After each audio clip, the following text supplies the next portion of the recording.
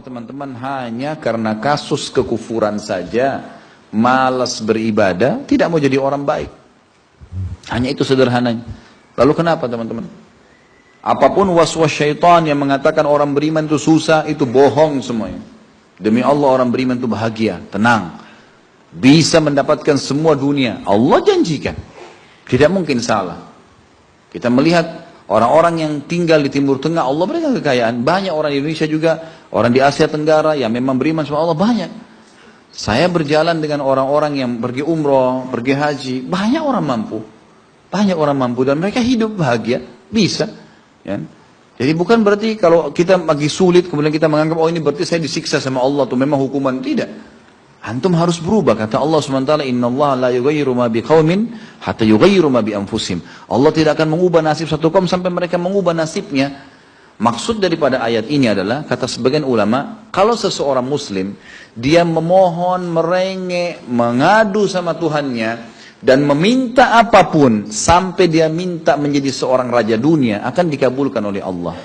Asal dia mau mengubah dirinya. Lalu Allah akan bukakan kepadanya peluang-peluang untuk mencapai apa yang sedang dia minta itu. Dan Allah sebaliknya akan mencukupkan kebutuhan seorang hamba kalau dia mengatakan, cukuplah saya begini. Misal ada orang bekerja, dia dikasih sama Allah gaji, dia dapat gaji 2 juta, dimudahkan dia diterima kerja seterusnya. Lalu dia mengatakan, cukuplah seperti ini. Keluarga saya biayai 1,5 juta, sudah cukup, alhamdulillah. Udah, nggak masalah. Allah cukupkan dia dengan itu. Tapi kalau ada orang tamak dengan rahmat Allah, enggak, saya mau begini, saya mau begitu, saya mau berusaha, lalu merengek minta kepada Allah, Allah akan kasih, tapi prosesnya ada. Karena kita di dunia ada proses. Makanya Umar bin Abdul Aziz rahimahullah mengatakan, sungguh saya ini memiliki pribadi yang tumuh.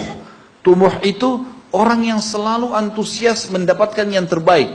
Beliau waktu jadi masyarakat biasa, beliau minta kepada Allah agar menjadi gubernur Madinah.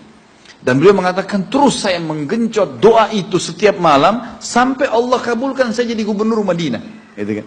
Kemudian setelah itu, saya memiliki antusias yang lebih besar untuk menjadi khalifah. Dan terus saya berdoa sampai Allah nobatkan jadi khalifah. Padahal Umar bin Abdul Aziz tidak bisa jadi khalifah pada saat itu kalau sesuai dengan jalur keturunan.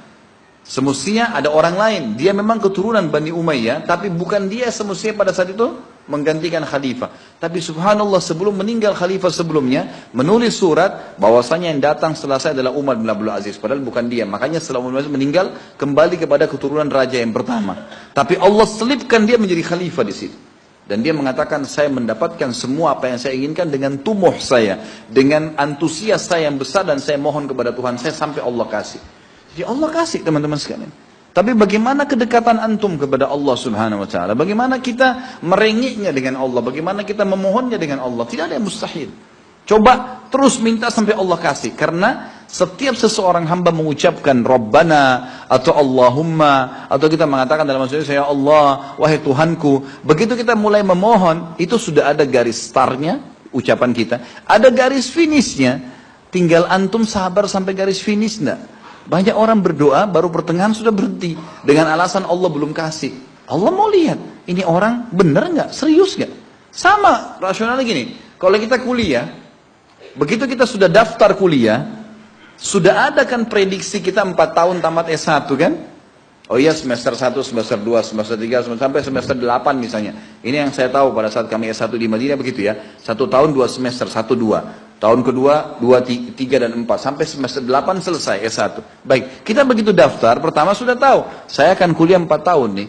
Kalau saya lulus, selama 4 tahun saya akan lulus menjadi S1. Kita sudah tahu kan. Kalau ada orang baru tingkat 2 sudah berhenti kuliah, dia sendiri berhenti. Itu sama rasionalnya orang kalau berdoa tuh. Kalau merengek sama Allah.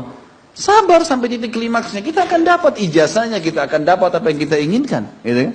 Tapi kalau orang terburu-buru, tergesa-gesa, dia tidak dapat. Jadi selalu tamak terhadap rahmat Allah. Dan itu bagian daripada ibadah. Allah SWT menyuruh kita tamak dengan rahmatnya. Ya. Kita disuruh berdoa dengan khaufan wa tama'a. Khauf, takut dengan azabnya Allah, jangan masuk neraka, dan tamak terhadap rahmat Allah. Minta terus agar Allah SWT memberikan kepada kita rahmat yang luas, ditambah, diberikan karunia. Antusias teman-teman sekalian. Orang mukmin itu selalu optimis. Tidak ada kata-kata pesimis, tidak ada kata-kata putus asa, nggak ada kata-kata dendam. Berlalu, qaddarallah ma syaa fa'al. Allah sudah takdirkan dan sudah terjadi. Kata Nabi SAW, kalau terjadi sesuatu pada kalian, katakan Allah sudah takdirkan, sudah terjadi. Buka lembaran baru, jalan sekarang, gitu kan? Sampai kata Nabi SAW yang memotivasi kita, kalau di tangan seseorang di antara kalian sebuah bibit, dan dia tahu, bibit pohon, dan dia tahu besok kiamat, tetap dia tancapkan. Tetap dia tancapkan. Sebagian ulama salaf dulu, mereka menanam pohon-pohon teman-teman sekalian, pohon-pohon yang umurnya lama, seperti kelapa, ya. Tapi di sana mungkin mereka menanam pada saat itu kurma. Kurma lama tumbuhnya, gitu kan. Mereka tanam. Sampai pada saat itu ada beberapa sahabat menanam pohon-pohon kurma yang masih kecil. Mereka di umur pada saat itu sampai alis mereka sudah putih dan turun menutupi matanya, saking tuanya, 80-90 tahun. Ditanya oleh murid-muridnya, kenapa anda masih menanam seperti ini? Di umur seperti ini, gitu kan. Kata dia, Allah akan memberikan saya pahala di setiap gerak-gerik saya, termasuk ini. Bagaimana dia antusiasnya?